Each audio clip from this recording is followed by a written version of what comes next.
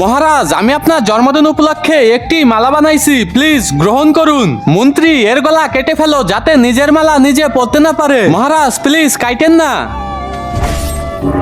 মহারাজ মহারাজ, আমি আপনার জন্য সোনার চুড়ি বানাইছি। মন্ত্রী, এর হাত কেটে ফেলো। মহারাজ কাইটেন না, পিছন কিভাবে ধুবো? মহারাজ, আমি আপনার জন্য কিছু বানাইছি। আমার জন্য কি বানাইছো বের করো। এই যে দেখো, জাঙ্গিয়া। মন্ত্রী, রাজা সাহেব বুঝতে পারছি, তোর পায়জামাটা খোল। হ্যাঁ, কিন্তু কেন? কারণ মহারাজ খুব ভয়ানক এবং বিপজ্জনক লোক। একবার এক লোক মহারাজের জন্য মালা বানাইছে, মহারাজ তার গলা কেটে দিছে যাতে নিজের মালা নিজে পরতে না পারে। তারপরে আরেকজন মহারাজের জন্য চুরি বানায় নিয়ে আইছে, মহারাজ তার হাত কেটে ফেলছে যাতে নিজের চুরি নিজে পরতে না পারে। আর তুই তো মহারাজের জন্য জাঙ্গিয়া বানায় নিয়ে আইছিস, এইবার তোর সোনা কাটবো।